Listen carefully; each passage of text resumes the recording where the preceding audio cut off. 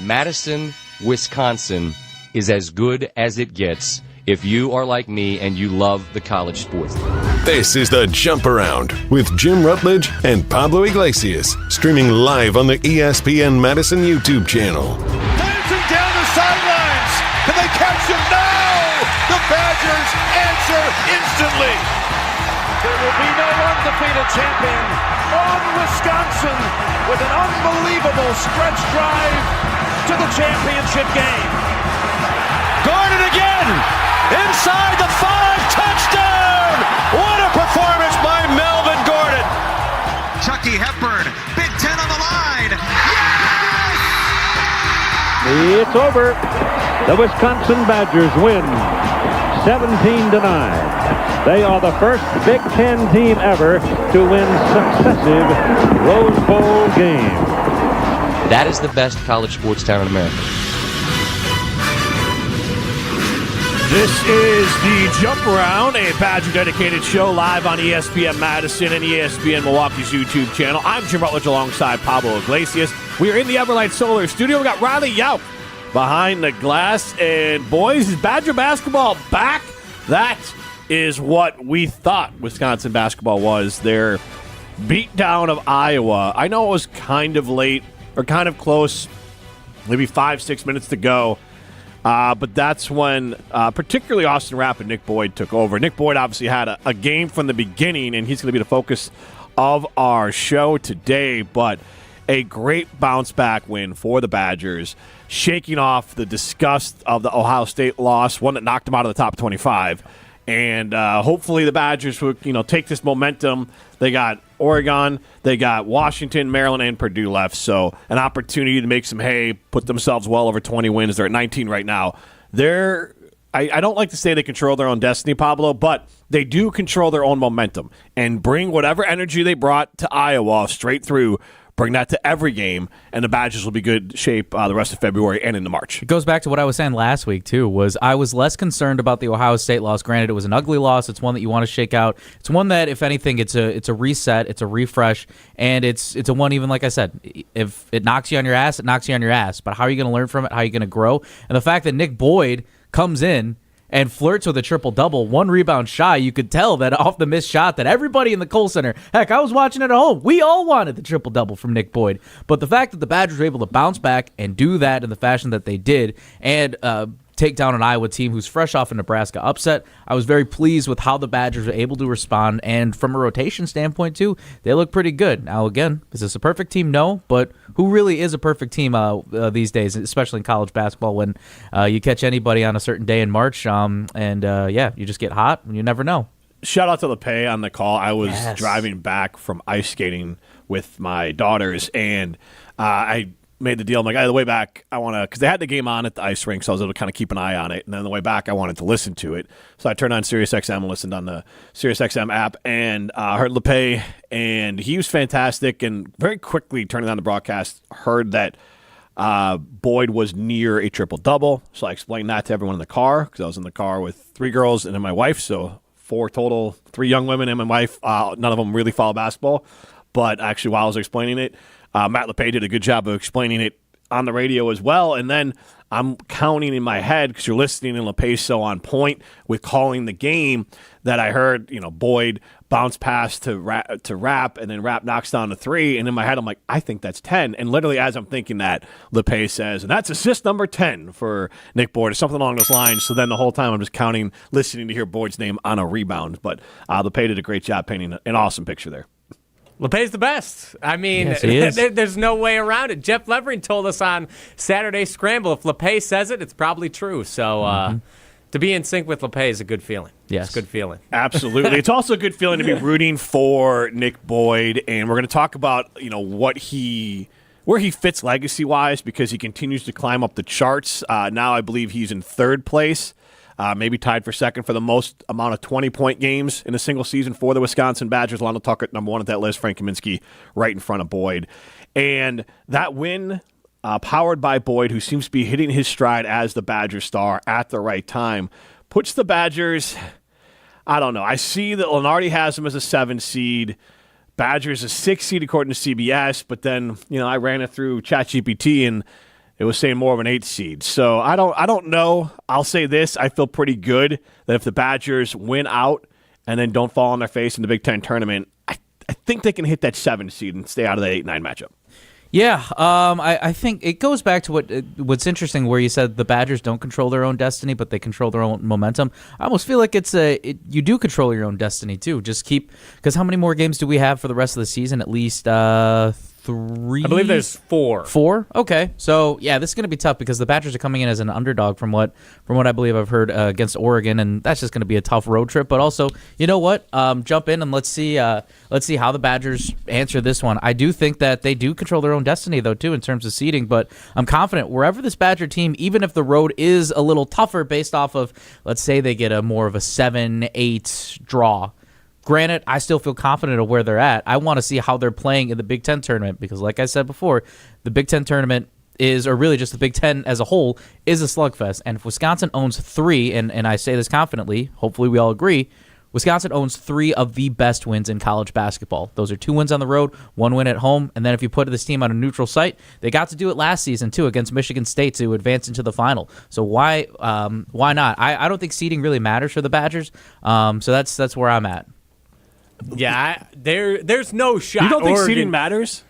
For the Badgers, based off of where they're... Well, I think no matter where they're going to be at, I think they're going to put up a fight is where I'm coming from. To get to Sweet 16, they need it. They need a little. It's a big difference facing Kansas or Florida in the round of 32 versus Arizona or UConn. Even though, I think the Badgers could beat those teams, that's not the team you'd prefer to face in the second round. Because I still have this worry the third or fourth. That it's really like there's 6 teams and then everyone else. And though everyone can be beaten in college basketball, but I just worry that in NIL, and more importantly for the Final Four aspect of it, that I'm starting to worry that the new ceiling for teams like the Badgers is the Elite 8 outside of like a true Cinderella run.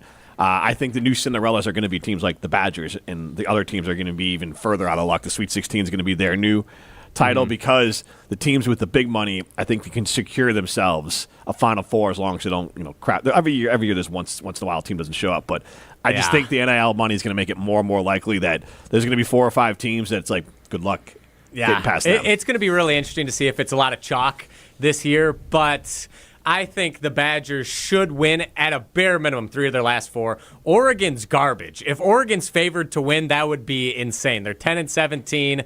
I mean, their big advantage is the game's at 10 p.m. Central tomorrow night, which is brutal. Yeah. But I think Biddle is still hurt. There's no shot the Badgers should lose to the Ducks. Washington's meh. Then you have Maryland, who's okay. And then Purdue. I'd love to beat Purdue, but that's kind of a crapshoot. But if they're already a 6 seed right now, that seems to be the consensus. You win 3 more games, play a close game against Purdue, then in the Big Ten tournament, you win 1 or 2 games, losing the semifinals. I feel like you locked up a 6 seed. Then you have the opportunity to play a 3 seed and be the BYU of last year, and you're looking pretty darn good at being a sneaky Sweet 16 Elite 8 type team. So I'll go back on this one. Wisconsin is actually an 8.5 points. Okay, I was going to say, there's no shot. I was like, wait a minute. I thought I heard on the Sports Center updates, but let me go back and take a listen to that again, and let me go look at the numbers. Wisconsin is an 8.5 points favored. They are favored to win this one tomorrow night against the Ducks. So, yeah, I just feel like, again, I guess when we go back and say that seeding does matter if you're trying to go to the Sweet 16, but again, just regardless of where this team is at, they can put up a fight against some of the best in college basketball. I do believe that still, and this is partly maybe, you know what, I'm speaking a little bit with the heart. I'm leading with the heart in this one, but it's just based off of the fight that they can put up. But things do need to go in their way too, or that needs to favor them. With an Ohio State performance where, again, you go, I believe it was 7 of 26 from 3. You can't rely on the three-pointer, and as a whole, you need to figure out exactly how are you going to fill those gaps. And based off of what we're seeing from Nick Boyd, I think he's a reason why a lot of things are gelling for this Wisconsin Badger team. Speaking of Nick Boyd, we had some fun with Nick Boyd on the jump around. I think we're going to get to that a little bit later as far as Chuck Norris facts around Nick Boyd. But I love it. And you guys can bring your own. My favorite might have been Molly Brown's, where Nick Boyd takes 0 licks to get to the center of Tootsie Pop. I heard that on my way home yesterday. Hearing that in real time was great. That was something. Yeah, there was a lot to take in on that one. But let's talk about Nick Boyd, and is he the most electric transfer? Let's start with that. Is he the most electric transfer? And we're going to keep this specific to the portal era, because there are other players who could technically fall in as a transfer. Then it's like, well, this player might be better. I want to keep it to the portal era, which narrows it down to me for 3 names. It's either John Tonje, AJ Storr, or Nick Boyd. Nick Boyd almost had the first triple-double for the Wisconsin Badgers since Ethan Happ in 2019. And he's only behind, as we said earlier, Alonzo Tucker and Frank Kaminsky in 20-point games in a single season, which I think he's got a very good chance of passing. He's not going to be player of the year like Frank, but Nick Boyd is that dude. I think what I loved the most when I was looking at the numbers between John Tonje and Nick Boyd was that Nick Boyd, I feel like even though Tonje had some lopsided games, for the most part, he was averaging a good amount, but there were a couple single digits, even one game where he only played 22 minutes but posted a 0. Nick Boyd, I believe the lowest he's scored in a game was 12 points. And granted, it was like he could still be the difference maker even if he scores 12 points. And yes, he's on a heater. And early on in the season, I think he came close to a 40 or surpassed 40. I think he's just been consistent, and he has been the spark that has helped reignite the Badgers in a way. Like again, I wish we could have had a world where we had John Tonje and Nick Boyd. But I love how consistent Nick Boyd has been. Even in an off day, he's still able to corral and bring these guys together. One quick play I remember was the offensive rebound he had, and he was able to find Austin Rapp on the cut for an and one. I mean, that's just a veteran presence. This is a guy who's been in a Final Four and made some deep runs. So we'll see if he could be the missing link for the Badgers in the postseason. Yeah, I was sorry to interrupt you, but I was kind of surprised looking at the stats how much better Nick Boyd is than AJ Storr was for the Badgers, and how much better of a scorer Nick Boyd is than John Tonje. Like his whole thing, Tonje's thing, like I felt like he was scoring 30-some points a game, and he only averaged 19.8. Nick Boyd averages 20.6, and it feels like he's scoring like maybe 10 to 15 a game. It's insane. And I think the big X factor for me, which is why I think Nick Boyd can lead this team farther than the round of 32 for sure and potentially to a Final Four, is the energy he brings. I feel like that's his X factor. I've never seen someone hype up the Kohl Center since a Frank Kaminsky and a Sam Decker like Nick Boyd does. The Kohl Center against Michigan State was rocking more than I have seen it in years. So the way I kind of look at it is, and I know this is more of a ceiling thing, I think the best pure scorer out of those 3 was AJ Storr. Now, he didn't consistently do it, and he fell off a cliff towards the end of his time at Wisconsin. He averaged less than 17 a game. But for a minute there, he was really scoring, and that's more potential and ceiling than actual what he did here. So I would put him a clear 3rd, which comes down to Tonje, and almost he seemed like, even though I think most people thought it was Storr when he got here, Tonje seemed like the most pro-ready guy. The biggest thing working against him pro-wise is lack of elite athleticism and his age. But he was very versatile, size, shot making, a perfect Badger-type player. But I think, and to your point, Riley, it's the fit for Boyd. Nick Boyd fits Wisconsin basketball the best. He seems aligned with what Greg Gard and his system thrives on, which is decision-making, tempo control, toughness. Then, obviously, he fills the stat sheets, but he's not, for lack of a better word, hijacking the possession like Tonje and Storr had done at times. He's defending, he's facilitating, he's closing in on plays defensively, and he is, out of those transfers, the best, I think, transfer in Wisconsin portal history. And then the next question we kind of get to, though, is Nick Boyd is the most electric player since. Do you want to give me some options, or do you want to say you're first? Or I give you some options. Let's go options. All right, so here are some names that I kind of came up with here. And I guess first part here is defining electric. And Riley, you said a little bit there, crowd reaction, heat check confidence, and just overall confidence on the court, highlight potential, and takeover ability. And so those are kind of some of the things that I kind of chalk up as electric. So a name that came up here is Ethan Happ. I'm going to cross him off the list because he was like a minivan. He was very efficient, But I would not call Ethan Happ electric. Yes. Yeah. I agree. But he's a hell of a basketball player. We can mention his name. Very good. Yep. He'll get you 200,000 miles. He'll get you to point A to point B. Yeah. Nigel Hayes, I don't think had the impact on the court, and he's a heck of a basketball player, but as these guys do, he was on a great team. He was an emotional spark of that team and a heck of a player, but I don't think he reaches the electric status because he never was like the star of those teams. And even when the Final Four guys all left, it was him and Koenig. Koenig still was probably more electric. He had some electric moments. Yes. He had way more electric moments than Ethan Happ, but he wasn't necessarily a spark plug type player. All right, Frank Kaminsky, obviously on this list. I wouldn't put Nick Boyd above Frank Kaminsky. No. Frank Kaminsky could change a game like that. I know, but I agree. But if you're talking since Frank Kaminsky, yes, I'm down with Nick Boyd as the most electric player. Frank Kaminsky. That puts both of you in not an awkward position, but like Devin Harris was pretty electric. I'll be honest, I didn't watch a ton of Devin Harris. Devin Harris is just flashy, a little man. before my time. There's a case that like Devin time. Harris was like one of the biggest recruits, if still not like the biggest recruit in Wisconsin history. Yes. I mean, and he was a lottery pick and played for Dallas for like probably a Maverick Hall of Famer, not an NBA Hall of Famer or college. Sorry, it is a basketball Hall of Fame. Maybe he gets in there. So Devin Harris was great at Wisconsin. So I think Devin's got to be on the list. Okay. All right. All right. Jordan Taylor. Yep, that's fair. Michael Jordan Taylor, as he was called by Gus Johnson back in the day. So Jordan Taylor had that clutch gene. He had the takeover ability. He had all those things. A couple names here. Alonzo Tucker, I would not call him electric. A little different than Ethan Happ, but I wouldn't call what he did here was electric. Bronson Koenig had the clutch gene. He's a possibility. Sam Decker, what do we think about Sam Decker? Electric. Obviously a great basketball player, but do we call him electric?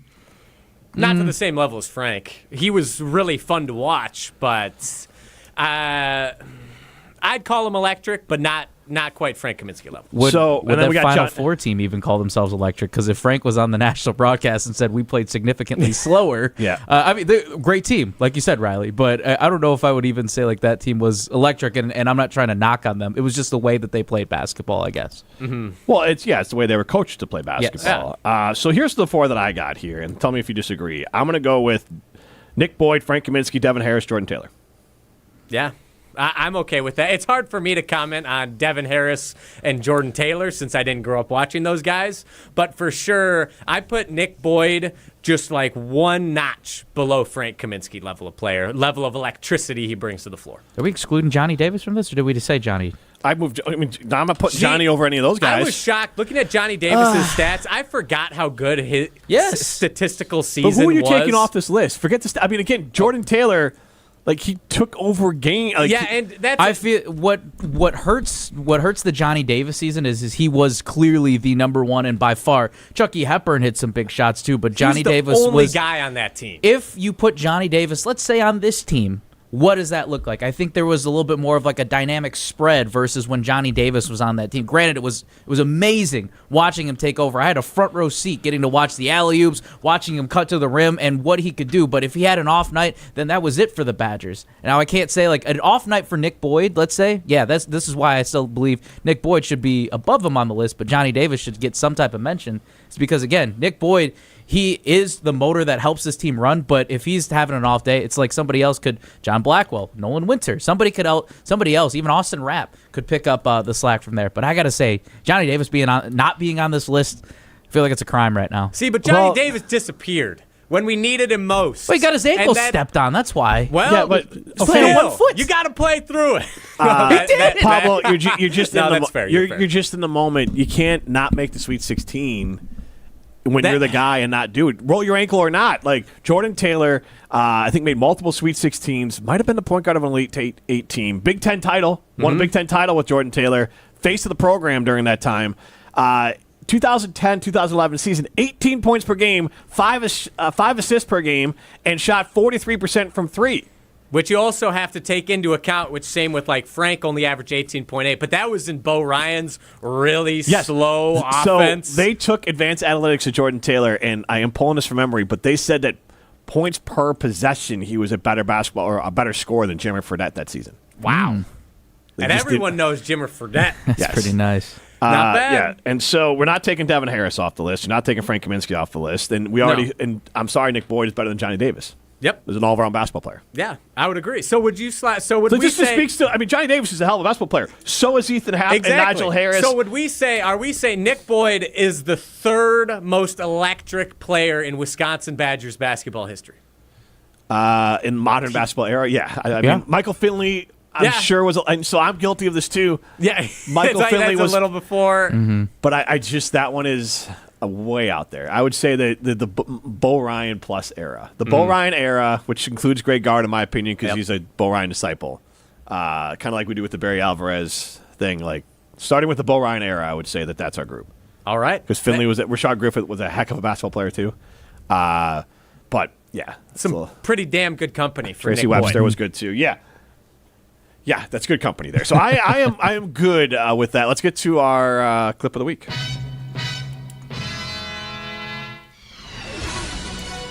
Around these parts, there's only time for the best of the Badgers.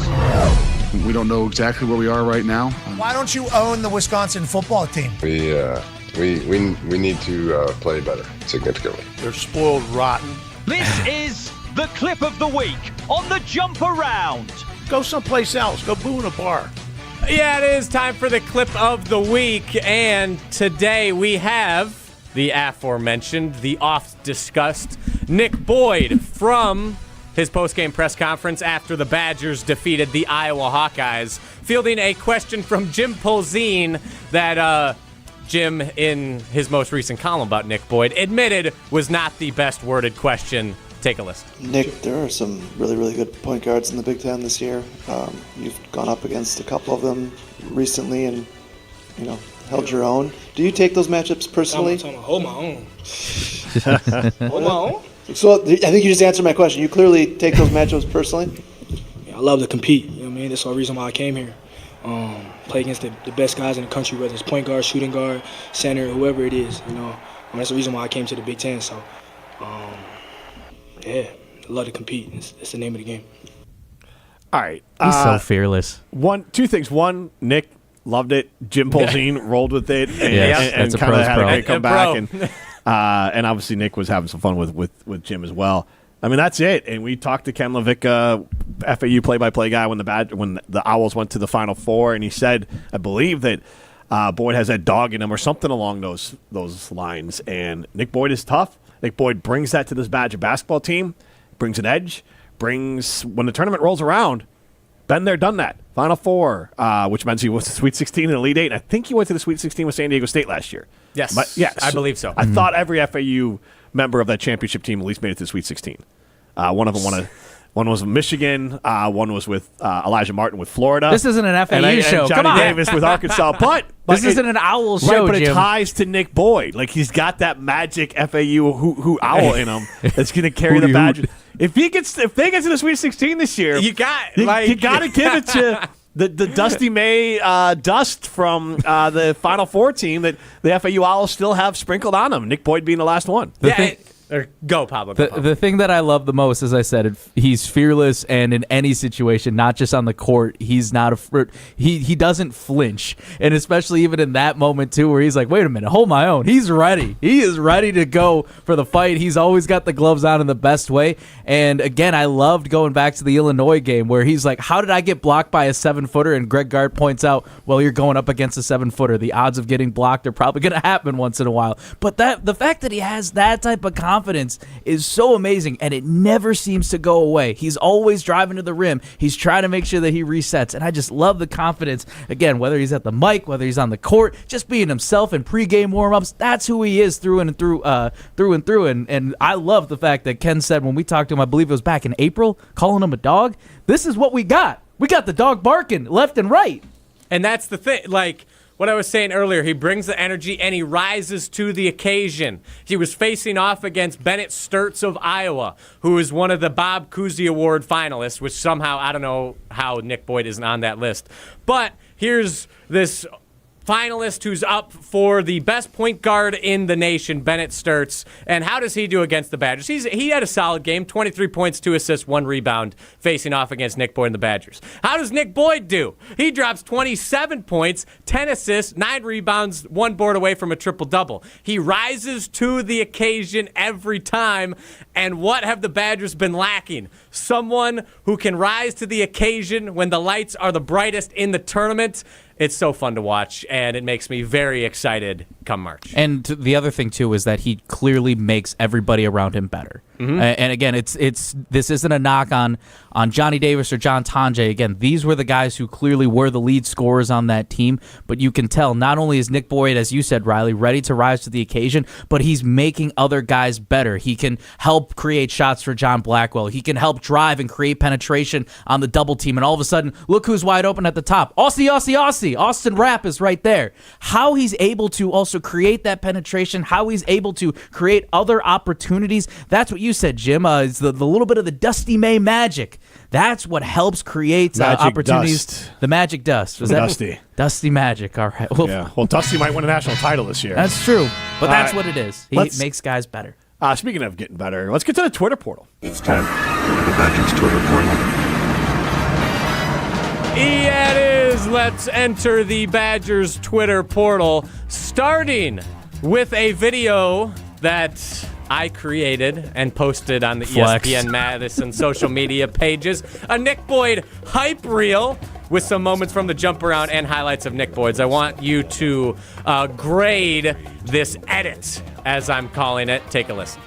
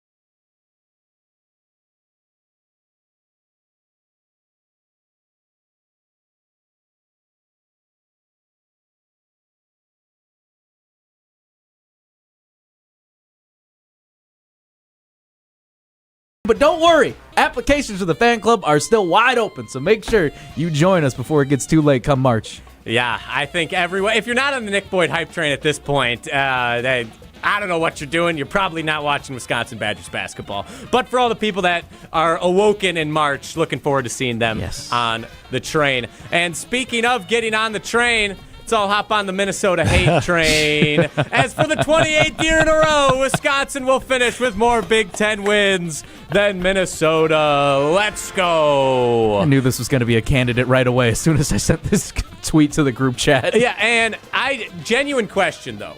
When was the last time Minnesota was relevant in basketball? I saw, and I hate to admit this, probably one of the more electric games I've ever seen in my life, and I believe it was this year. It was 96-97. Mm-hmm. Bobby Jackson was their point guard. So the year they went to the Final Four. Minnesota did? Yes. Really? Okay. Yes. They went 31-4. Their head coach was Clem Haskins, led by Bobby Jackson. Classic, amazing college basketball point guard. And then he had nothing in the NBA. And it was right in that window. I saw them beat Michigan State at the Barn in the student section. That was pretty awesome to see and take in. So I have to give them credit for that. But either it was like that year or the year after, right in that window. Okay. I don't know which one it was. I believe Bobby Jackson was on that team. But no, that's a long-ass time ago. Yeah, it's like almost 3 decades now. So Yeah, so that's the last one I got. I truly have no idea, but this is something to get you riled up in the best way about Riley. Don't you also love that a lot of Minnesota recruits end up coming to Wisconsin? You think Tyler Wall, you think Stephen Crowell, you think Brad Davison, you think of Nolan Winter. Nolan Winter, John Lure. Look at all the guys, Jordan Taylor. Look at those guys from Minnesota. Just to get you a little riled up, Riley. Jared Berger in from Minnesota, too, I believe. I believe he was a Minnesota guy, too. I don't know, but I wouldn't be shocked. We own the state of Minnesota. It's great. Just need to get that X back. You go. That's all I care about moving forward because they suck at everything else. And now, third but not quite final from Harry Doyle Burner. Great guard. The travel will not have an impact on the results in the next two games. Wisconsin traveling to Oregon and Washington. Mick Cronin should take notes. Have you guys seen Mick Cronin's rant about travel? No, I saw this other one where he was an absolute prick to a reporter. Yeah. Well, let me play you Mick Cronin ranting about the travel from West Coast to East Coast. So much has been made about you guys going east. You just came back from a prolonged East Coast trip. Yeah. I'm wondering, have you seen anything from the teams that have to come out here and stay out here? Is there any kind of balance with that in terms of the wear and tear and just what you've seen on the court? Wear and tear on them? Yeah. Is that a joke? Please tell me that's a joke. Is it even comparable, is essentially what I'm trying to say. Have you ever looked at the NBA stats and what the gamblers and all those people do on West versus East? Oh. Talk to Eric Musselman, ask him that question, who coached in the NBA. Good luck, West going East. We have to go back 4 times. The Big Ten teams get to come to Los Angeles where it's 70 degrees one time a year. They don't even have to switch hotels. Oh, no. Yeah, We're in the same, we're 12 miles apart. Are you kidding me? Please tell me you're kidding me. Is this a plan? Is this a planted question? I mean, you cannot be serious with that. And meanwhile, we've seen the Eiffel Tower, or we've seen the Statue of Liberty twice in the last 3 weeks. New York City. While we were landing. You can't possibly stop. I'm going to eat, man. You can't. I mean, he's asked me to feel sorry because Iowa had to come to LA for a few days. You can't be serious. You know how much people vacation here?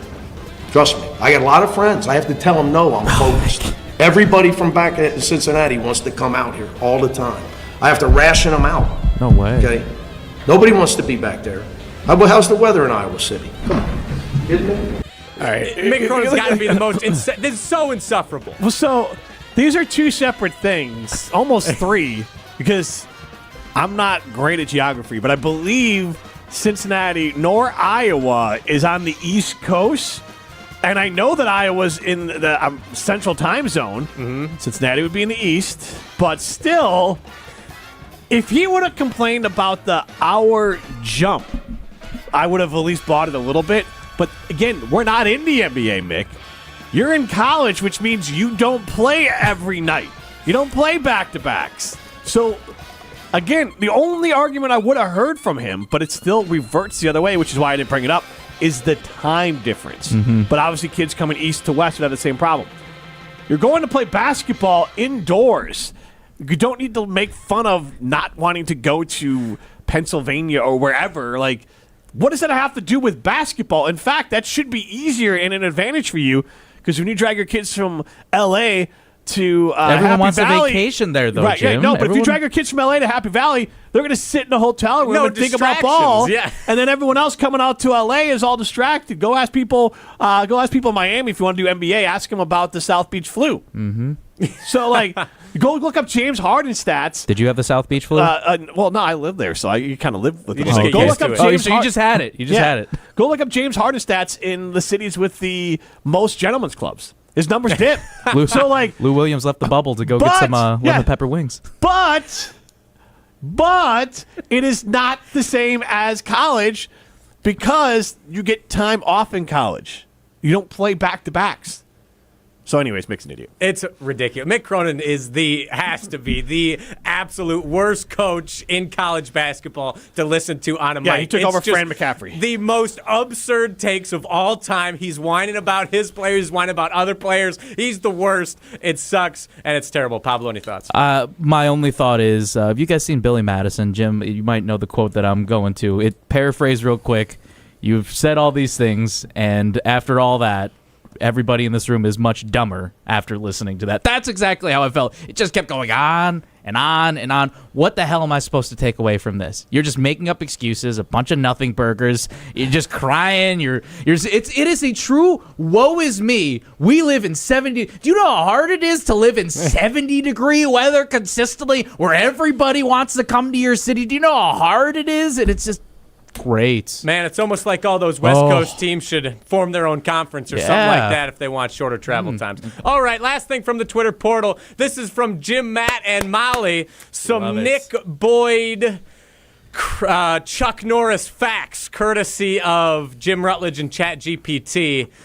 Jim, would you like to read these off? Well, they're more on Pablo's side, so Pablo, do you want to try to read those from over there? Yeah, so we've got Nick Boyd doesn't break a press. The press breaks itself out of respect. Is that what it is? Yeah, out of respect. Yeah. I have a good view. I can go for it. Number 2, when Nick Boyd calls for the ball, it apologizes for not already being in his hands. Number 3, Nick Boyd doesn't miss shots. The rim just occasionally moves to make the game fair. Number 4, opposing point guards don't study film, they study survival. And last but not least, Nick Boyd's crossover didn't just shake his defender, it changed his life priorities. We needed some like Wild Wild West music to this. What was the best one? Chuck Norris is a fan of Nick Boyd. What was your favorite? I liked the either 1 or 2. Doesn't break the press. The press breaks itself out of respect. That felt like the most Chuck Norris-y type one to me, or like the ball apologizing or the rim moving to make the game fair. The first 3 are definitely the best in my opinion. I go with I got to go with doesn't break the press. The press breaks itself. That's out of respect. That's Nick Boyd. Yes. In a nutshell, but that'll do it for the Twitter portal. All right, we're going to get to our guest, which is actually we're going to play an interview from Greg Gard with Wilde and Tausch. So before we get that, I'll tell you about Steinhafels. And during Steinhafels Make It Your Own event, creating furniture that fits your style is easy. Choose your fabric, select your finish, add the details. That makes it yours. Right now at Steinhafels, you'll save at least 10% off store-wide. Then you can take an extra 5% off special order and in stock. Items $999 or more. And if you need design help, you can get up to $200 off Steinhafels Decorating Solution packages. Shop in-store or online at steinhafels.com. Greg Gard coming up next. During Steinhafels Make It Your Own event, you can create furniture as unique as you are. Choose your fabric, select your finish, add the details that make it yours. Start with 10% off or more store-wide. Then take an extra 5% off special order and in-stock items $9.99 or more. Need design help? Get up to $200 off Steinhafels Decorating Solutions packages. Shop in-store and online at steinhafels.com. Relax, it's Steinhafels. It is our friend Greg Gard, the head coach of the Wisconsin men's basketball team. Gardo, good morning. How are you? Good. How are you guys doing?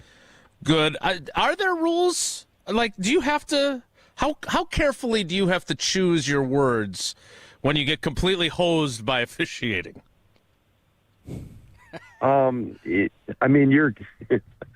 I think you're always very selective on what you talk about, and also not seeing maybe all the film angles. So you want to make sure I'm not afraid to say what I'm thinking, but I also want to make sure I have all my information in front of me. So that's I have my processes of I guess expressing my disagreements with the league and follow those. But there's so many other things in that game that we could have done a better job of controlling, that you don't want to put it in an official's hands in a judgment call where it flips the script like that did. So, Greg, after you watched all those angles, did any of your thoughts change? Because all of us think you got jobbed, if I'm being honest. We all think we got jobbed. What did you see after you took a look at everything a little closer? Well, you got to go back to the intent of the rule change of why charges are not being called now. And I thought, even though Boyd initiated some contact, the situational awareness I didn't think was very good. in terms of what they were trying to attempt to do to chase us down and foul us. And Nick was running out of real estate. He had to go to his right because he was coming to the center line, and it was going to be over and back. And again, just all the 10 years ago, is that a charge? I got a coaching staff member in Brad Davison that made a living on taking charges. But that was the whole intent of the rule change, was to take those plays out of the game and not reward the defense for from that angle of taking contact and falling. And Wright did a good job. He's as good as setting those things up as I've seen since Brad played. So credit to him for selling it. And, we just got to do a better job of putting ourselves not in that position. And whether that's plays before, it's within that play. There's a lot of things to learn from it. But I go back to the intent of the rule change was to eliminate that from being a charge, and that those are supposed to be blocks. So there was said it didn't go our way, so we have to learn from it and move on. Coaches always want to put their players in the best place. I was going to say, coaches always want to put their players in position to succeed. We did the exact opposite with Gardo, but he still did succeed at avoiding saying anything that would get him fined. All right, we'll get back to your team, but I do want to talk about a road at night because it is not only powerful, but it is obviously dear to many of us, especially those of us that went to college and were friends with Howard way back in the day, and you and how close you are with him and everything you endured with him and his family when this happened. It is such a hard movie to put into words because it is so tragic and upsetting and yet uplifting. It is so extremely well done and yet so hard to watch. And for those that haven't gotten to see this documentary, it will be at Marcus Point Cinema in Madison starting this week. Starts on Friday. There's a panel on Friday. Our buddy Stan Van Gundy, who was on the show last week, will be there on Saturday, along with Rashard Griffith and Andy Kilbride doing some panel on Saturday. Gardo, when you are promoting this film, how do you talk about it, and what was it like to be part of the process of making it and telling the story, which John Roach obviously does beautifully? Yeah, and I think in terms of your second part of your question, being part of the process, it was obviously extremely difficult to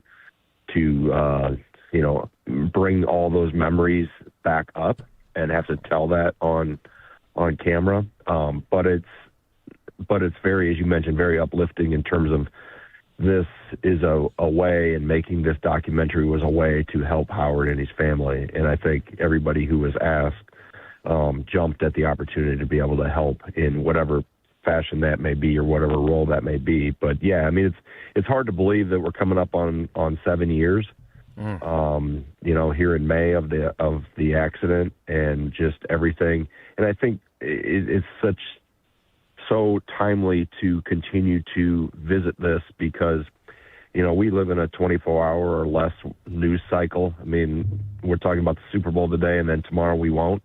And this tragedy that happened almost 7 years ago, not for the people that are close to Howard, but for the general public and around Badger Nation, gets put in yesterday's news cycle.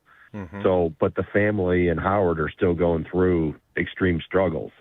So I think, reminding everyone that this is an extreme tragedy, but it continues to live on every day, that they have to deal with, obviously the loss of life, but also the disability that Howard's acquired because of it.